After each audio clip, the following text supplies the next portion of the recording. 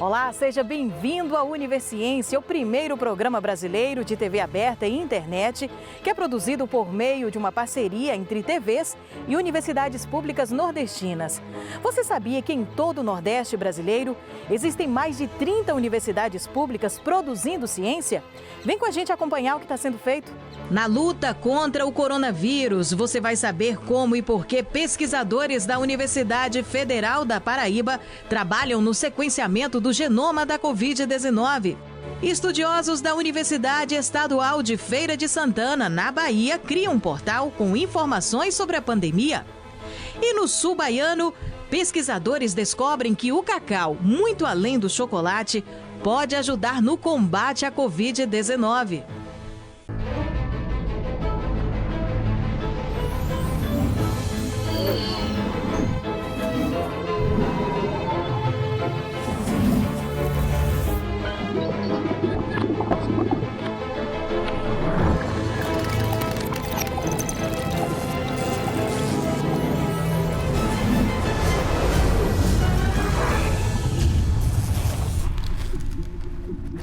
Quando a gente estuda biologia, a gente aprende que genoma é toda a informação hereditária de um organismo que está codificada em seu DNA. E partindo desse princípio, é que estudiosos da Universidade Federal da Paraíba trabalham no sequenciamento do genoma da Covid-19. Um esforço fundamental para, entre outras coisas, entender como o vírus se comporta no nosso organismo. A Paraíba já sequenciou cerca de 200 genomas do novo coronavírus e é um dos 3 únicos estados do país a realizar o mapeamento de maneira ininterrupta desde março do ano passado. Isso foi possível graças a um projeto realizado em parceria pela Escola Técnica de Saúde da UFPB, o Laboratório Central do Estado da Paraíba e a Fundação Oswaldo Cruz. Esse sequenciamento vai possibilitar a identificação de mutações que esse vírus vai sofrendo ao longo do tempo. Uma coisa que é comum, uma vez que trata-se de um vírus de RNA, e os vírus de RNA normalmente têm uma taxa de mutação elevada. Apenas Paraíba, Rio Grande do Sul e Rio de Janeiro conseguiram monitorar todo o período da pandemia, as linhagens do SARS-CoV que foram sendo identificadas.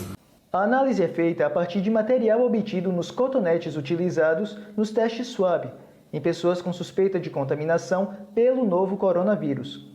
Manter um mapeamento atualizado dos vírus em circulação é fundamental para o planejamento de políticas públicas de enfrentamento à pandemia.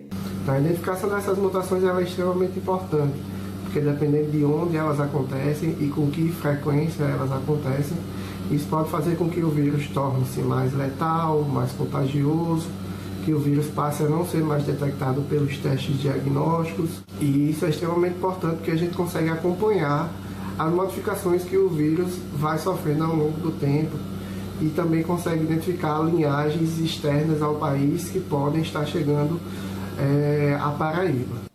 O projeto já produziu alguns resultados importantes, como a identificação do primeiro caso de reinfecção no país. Nesse caso de reinfecção, a gente identificou uma linhagem de SARS-CoV-2 que tinha uma mutação muito importante, que é a mutação E484K na Spike, que é a mesma mutação da linhagem da África do Sul, e essa mutação está sendo associada com a maior capacidade de transmissibilidade do vírus. E a batalha da ciência contra o coronavírus continua. Estudiosos da Universidade Estadual do Sudoeste da Bahia também têm realizado pesquisas para entender o comportamento do vírus da Covid-19 no nosso organismo. Vamos conferir.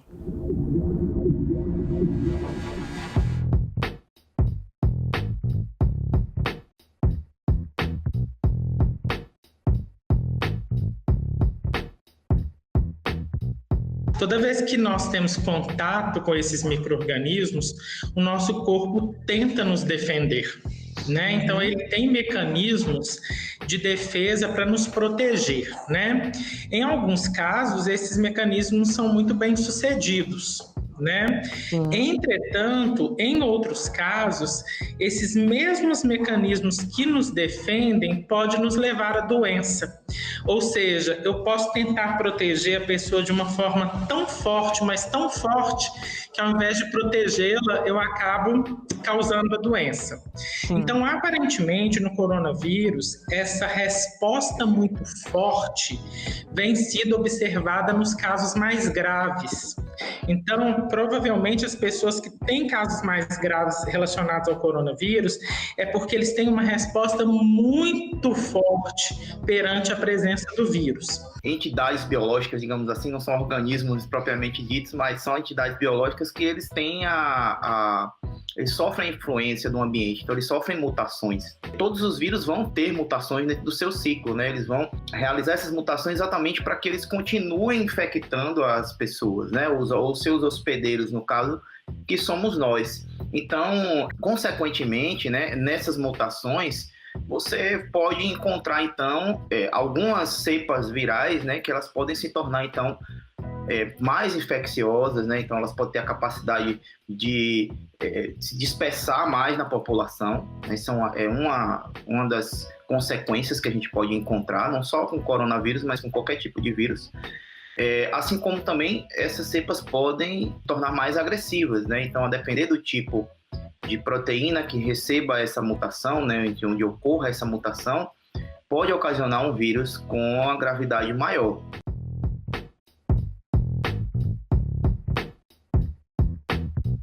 Por isso que a gente está vendo aí, por exemplo, né, indivíduos mais jovens agora começando a ter casos mais graves, né? Isso pode ter relação com essas cepas mutantes, certo? Não só uma ou duas, mas existem dezenas de cepas mutantes aí espalhadas, ou até a casa de centenas de cepas mutantes espalhadas, né? Então, essa é uma consequência inevitável. Com a vacinação, obviamente, mesmo tendo um mutante, a chance dele depois causar um dano grave reduz drasticamente, né? Então, seria manter esse foco na vacinação. E daqui a pouco a gente volta com mais Univerciência, trazendo as informações a respeito das pesquisas científicas desenvolvidas nas universidades públicas do Nordeste. Fique com a gente.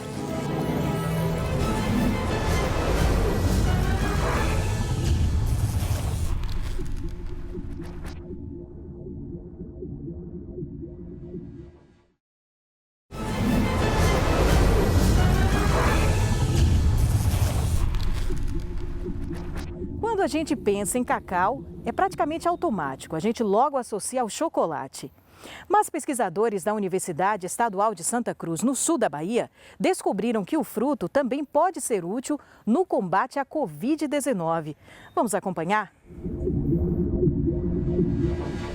Uma equipe de pesquisadores do Departamento de Ciências Biológicas da UESC, com o apoio da FAPESB e das Universidades Federais de Minas Gerais e Viçosa, está investigando o potencial do cacau para criar um remédio para tratar infectados com a Covid-19. A busca para combater o vírus está ocorrendo mundialmente. Em Ilhéus, o grupo pesquisa as propriedades do cacau desde 2005 contra diferentes doenças. O coronavírus, quando invade as células, ele produz uma poliproteína e essa poliproteína precisa ser cortada em proteínas menores. E isso é feito por duas proteases. E aí, ocorrendo essa clivagem, o vírus consegue completar o seu ciclo na célula. O nosso projeto consiste em usar inibidores de protease, ou seja, das tesouras do vírus, para inibir a protease do vírus, para funcionar como fármaco contra a Covid-19. Nós já viemos trabalhando com inibidores de protease do cacau há cerca de 15 anos. A ideia surgiu de colaborações anteriores, onde usamos esses inibidores contra patógenos de interesse na saúde humana. Dispomos de uma equipe de colaboradores que permite desenvolver as diferentes etapas da pesquisa. Estudantes de pós-graduação de Biologia e Biotecnologia de Micro-organismos e de Genética e Biologia Molecular aqui da UESC estão engajados no desenvolvimento dessa pesquisa. A pesquisa está estruturada em 4 etapas. A primeira, que já está concluída, que envolveu o teste dos inibidores contra a protease a nível computacional. O nosso objetivo é basicamente fazer uma triagem das interações entre as moléculas envolvidas que são os inibidores de protease oriundos do cacaueiro, juntamente com as proteases do vírus. E nós temos utilizado algumas ferramentas computacionais que nos possibilitam a visualização e o entendimento da natureza dessas interações. Agora, a próxima etapa consiste em produzir a protease no laboratório e testar os inibidores contra a protease. Esses inibidores também serão testados contra células humanas no laboratório de imunobiologia daqui da universidade, sob a supervisão da professora Jane Lima. Nós realizaremos ensaios biológicos in vitro com os inibidores para verificar a toxicidade dos mesmos em células humanas. Estes testes são importantes para a triagem e avaliação de possíveis fármacos com potencial antiviral. Até março de 2021, o grupo de pesquisadores da UESC enviou 2 inibidores do cacau para o laboratório no Centro de Produção de Vacinas da UFMG. E a previsão é que os inibidores sejam testados contra o vírus SARS-CoV-2 até o mês de maio. A última etapa já são os testes desses inibidores contra o próprio coronavírus, em células carregando o coronavírus. Isso será realizado lá no laboratório do Centro de Produção de Vacinas da Universidade Federal de Minas Gerais, sob a coordenação do professor Flávio Fonseca. Parte desse estudo vai ser conduzido aqui no Centro de Tecnologia em Vacinas da UFMG, e na UFMG, onde nós temos um laboratório NB3, onde será possível multiplicar o vírus, uma vez que esses inibidores sejam identificados, inibidores de protease, aí na UESC, e aí esses fármacos, esses peptídeos com maior potencial de intervenção na replicação do vírus SARS-CoV-2 vão ser enviados para cá, onde nós vamos fazer os testes com o vírus in vitro, em células dentro do Laboratório de Biossegurança NB3 da Universidade Federal de Minas Gerais. Mesmo em isolamento, trabalhamos em equipe na luta contra a Covid-19. E a batalha da ciência contra o coronavírus continua. E não é que tem gente na Universidade Federal do Ceará trabalhando numa pesquisa que pode contribuir na produção de um medicamento de combate à Covid-19? Roda aí. Originalmente, essas moléculas, os peptídeos, certo? Que são frações que formam as proteínas, eles foram desenhados contra bactérias e fungos, que é um foco do nosso trabalho. Então nós pensamos, será que nós não poderíamos aplicar esses peptídeos contra o coronavírus? Então foi quando nós começamos os primeiros estudos de simulação, né, que é aquele primeiro trabalho que já foi publicado, e que nós vimos que os resultados foram bons. A partir daí nós fomos aprofundando nesses estudos e chegamos à conclusão no primeiro trabalho.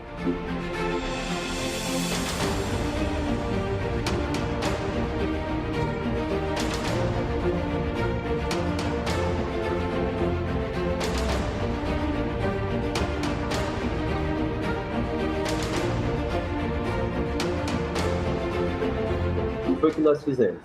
Nós pegamos uma proteína vegetal, tá?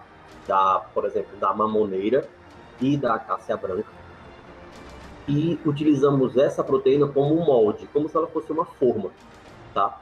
A partir dessas proteínas, nós desenhamos moléculas pequenas, né, que são os peptídeos, que são derivados das proteínas, e mandamos sintetizar, né? Existem empresas que sintetizam aqui no Brasil, existem empresas que sintetizam também em outros países. Então, nós mandamos sintetizar e recebemos a molécula pronta. No caso do vírus, ela seria efetivamente uma droga antiviral, que você, né, consumiria, como qualquer uma outra droga que você toma, para evitar ou tratar a infecção, certo? No nosso caso, a ideia é que essa molécula ela seja usada para tratamento, certo? Não para evitar as infecções, certo? Quem faz profilaxia são as vacinas, certo? Essa molécula, o objetivo dela é tratamento, que seria amenizar os sintomas da Covid, reduzir a severidade da doença, uma vez que a pessoa está infectada. Porque a ação dela, ela é depois que a pessoa está infectada. É como se você está gripado, vai tomar um multigripe ou vai tomar alguma coisa para dor de cabeça. Esse seria mais ou menos o efeito dessa molécula que a gente está planejando. Muitos trabalhos tentaram achar, né, algumas drogas que foram usadas para outros vírus contra esse. Algumas tiveram, sim, certa eficiência, como o Remdesivir, mas as concentrações eram muito altas, então um pouco inviabilizava, porque ao tempo que inibia o vírus era tóxico para a célula, certo? Então, realmente, hoje não se tem nada de de droga que possa amenizar esses efeitos, uma vez que a pessoa pega a Covid, né? Que você desenvolve a Covid após a infecção. Então, esse é o nosso intuito, né? E uma das vantagens que nós já temos é que nós já temos dados experimentais de que essas moléculas não são tóxicas para as nossas células. Nós já testamos contra pelo menos 5 tipos de células diferentes humanas e elas não são tóxicas. O que chamou a atenção é que em testes preliminares, certo? As nossas moléculas, elas conseguiram proteger as células in vitro, tá? Contra a infecção do vírus. Tá? Nós tínhamos 2 grupos. Quando eu colocava o vírus e as células sem os nossos peptídeos, tinha infecção. Certo? Quando eu colocava o vírus, os nossos peptídeos e as células, não tinha infecção. Então, a predição que nós fizemos em modelos computacionais foi reproduzida in vitro. Tá?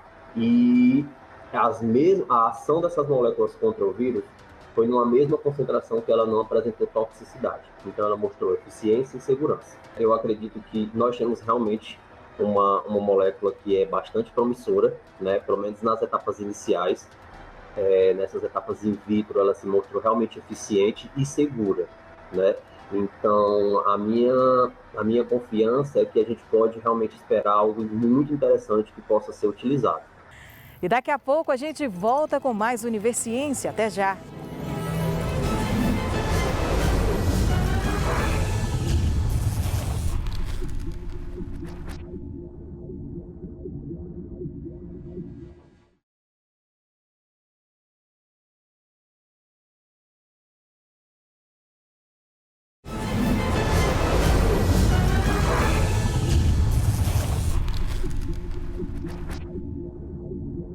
E tem mais notícia boa chegando. Agora eu quero falar com você a respeito do capacete que lembra proteção.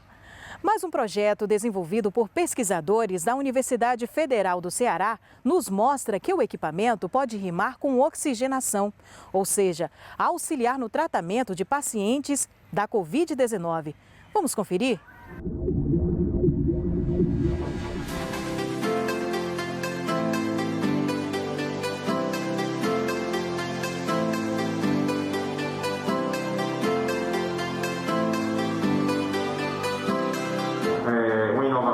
Em saúde aqui do estado do Ceará e que ele é fruto de trabalho, muito esforço e principalmente de solidariedade entre as pessoas que participaram do projeto, entre os profissionais de saúde que conduziram junto conosco os testes clínicos e principalmente os pacientes que usaram o dispositivo, aceitaram participar da pesquisa e acabaram se beneficiando. Fazendo registro de experimento com o elmo de base rígida, com capnografia e oximetria, registro da pressão de CPAP, atingindo um CPAP aqui de 10, 15 centímetros, fluxo de 40 litros por minuto total, misturando oxigênio e ar comprimido com umidificação em jarra.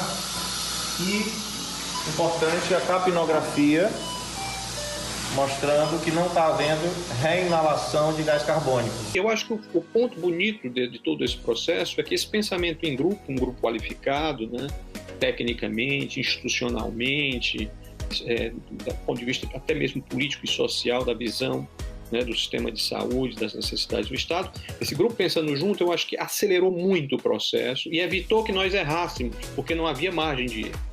O tempo era curto, era um tiro que tinha que ser dado muito certeiro, em uma coisa que desse certo, que fosse viável, não fosse só uma ideia de protótipo para a gente mostrar que era interessante, mas como exercício intelectual. Não, era para ser de fato uma coisa que pudesse ser produzida em escala, que fizesse uma diferença na ponta. Qualquer uma das entidades trabalhando sozinha, naquele momento, dificilmente teria chegado a esse mesmo resultado num prazo recorde entre o momento que esse grupo se formou, ali na virada do mês de março para o mês de abril de 2020. Até o lançamento oficial do elmo foram praticamente 90 dias. O elmo ele deve ser utilizado em pacientes que têm insuficiência respiratória hipoxêmica, ou seja, com queda do oxigênio no sangue, e que precisam de oxigênio terapia, precisam de oxigênio.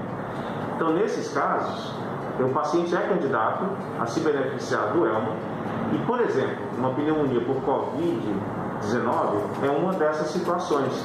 mas não é a única. Outras situações, como pneumonia de uma maneira geral, edema agudo de pulmão, são situações comuns que também podem se beneficiar da indicação do uso do elmo. Para usar o elmo com segurança, é essencial que o paciente esteja alerta, cooperativo, que possa participar do processo de maneira consciente, e ele geralmente não pode estar comatoso, não pode estar torporoso, sonolento demais, porque ele precisa estar alerta para se comunicar com a equipe dos profissionais de saúde. Além disso, isso pode ser usado no ambiente de enfermaria e no ambiente de UTI. A vantagem de que você não usa um equipamento que é o respirador ou ventilador mecânico. Os testes clínicos foram todos eles feitos em pacientes com Covid-19, de forma moderada a grave, todos internados no Hospital Leonardo da Vinci e que estavam necessitando de altas frações inspiradas de oxigênio, ou seja, alta quantidade de oxigênio. Portanto, pacientes que poderiam ter evoluído talvez para intubação. Nesse grupo de pacientes, que foram 10, a aplicação do elmo trouxe um benefício imediato na oxigenação e um conforto na respiração, e em 7 dos pacientes houve uma melhora sem precisar de intubação. O elmo ganhou não só uma página de jornal como algo interessante, mas ele, de fato, hoje a gente sabe que o impacto é concreto, é possível medir esse impacto. Muitos relatos de pacientes que, pelas estatísticas, teriam evoluído para um quadro mais grave e que, dessa forma, o equipamento efetivamente salvou vidas. Compartilhar informações já é algo que faz parte do nosso dia a dia, não é mesmo? Basta a gente pegar o celular e pronto. E pensando nisso, é que pesquisadores da Universidade Estadual de Feira de Santana, no estado da Bahia, desenvolveram o portal GeoCovid. Tudo para você ficar muito bem informado a respeito da pandemia do coronavírus. O portal GeoCovid, ele é formado por 3 guias. A guia que aparece aqui no topo da tela: casos, projeções e vacinação. A guia casos podem ser exibidos a estatística e progressão do contágio e dos óbitos de forma acumulada, contabilizado por dia, e a taxa por 100 mil habitantes, além da taxa de evolução, tanto de casos como de óbito, que mostra a tendência, se há tendência a aumento, estabilidade ou decréscimo, tanto para os casos como para os óbitos. Primeiro, você precisa definir o território, a abrangência do território que você quer examinar. A região Nordeste pode ser selecionada digitando aqui Nordeste, por exemplo, ou eu posso selecionar no próprio mapa diretamente, escolhendo aqui, clicando com o mouse, e imediatamente a região Nordeste ela aparece aqui. As informações de mapa são simbolizadas num código de cores, aqui no caso tonalidade de vermelho, e a escala que você aciona nesse lado aqui esquerdo, você consegue visualizar a relação entre a tonalidade de cores e o número que está sendo simbolizado. A aba projeções, ela segue a mesma lógica. Eu também preciso selecionar uma região, preciso selecionar uma data. Só que a data agora, como é projeção, ela aponta para o futuro. Na projeção é necessário separar, setar, configurar um outro parâmetro, que é o parâmetro cenário. O cenário, são apresentados 3 possibilidades de cenário. Um cenário de baixa taxa de contágio, que implica aqui em elevada supressão de fluxo ou elevada vacinação, taxa de vacinação. A moderada taxa de contágio, também moderada supressão de fluxo de isolamento social ou de vacinação. E o terceiro cenário é um cenário mais perigoso, que é o de alta taxa de contágio, quando não há isolamento social, o fluxo está livre e a cobertura vacinal também é baixa. Além disso, é possível selecionar a demanda por leitos de enfermaria e por leitos de UTI. E o Univerciência de hoje fica por aqui. Muito obrigada pela sua companhia. Até a próxima edição.